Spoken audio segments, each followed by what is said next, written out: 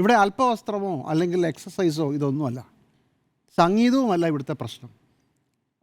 ആണും പെണ്ണും ഒരുമിച്ച് വരാൻ സാധ്യതയുള്ള ഒരു കാര്യം, നൃത്ത ചുവടുകൾ വയ്ക്കുന്നൊരു ഒരു കാര്യം. അപ്പം ഇന്ന് രാവിലെ നമ്മുടെ ചർച്ചയിൽ പങ്കെടുത്തുകൊണ്ട് പറഞ്ഞ ആളുകൾ പറഞ്ഞൊരു അഭിപ്രായ പ്രകടനമുണ്ട്. ഈ നൃത്തം എന്നൊക്കെ പറഞ്ഞാൽ പിന്നെ അത് DJ പാർട്ടിയിലേക്കൊക്കെ പോകാൻ സാധ്യതയുണ്ട്. അപ്പോൾ ഡാൻസ് ഒരു പ്രശ്നമാണ്, അതൊന്നും കുട്ടികളെ പഠിപ്പിക്കുന്നത് തന്നെ ശരിയല്ല.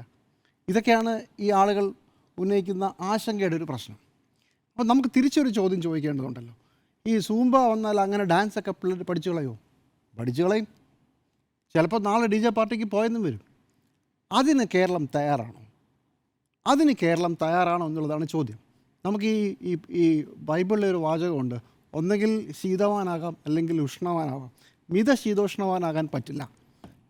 ഇതൊരു പ്രധാനപ്പെട്ട പ്രശ്നമാണ്. കേരളം ഒരു വലിയ ഇരുണ്ട കാലഘട്ടത്തിൽ നിന്ന് മുമ്പോട്ട് നടന്നത് ഇതുപോലെയുള്ള ഒരുപാട് സമരങ്ങളിലൂടെയാണ്. മാറുമറയ്ക്കാനുള്ള സമരം മുതൽ ഒരുപാട് സമരങ്ങളിൽ മുന്നോട്ട് വന്ന് ഒരു പ്രത്യേക ഘട്ടത്തിൽ നമ്മൾ എത്തി നിൽക്കുന്നു. ആ സമയത്ത് നൃത്തച്ചുവടുകൾക്കനുസരിച്ച്, സംഗീതത്തിനനുസരിച്ച് നൃത്തച്ചുവടുകൾ വെച്ച് ഡാൻസ് ചെയ്യാനുള്ള ഒരു പുതിയ ഒരു എക്സസൈസാണ്.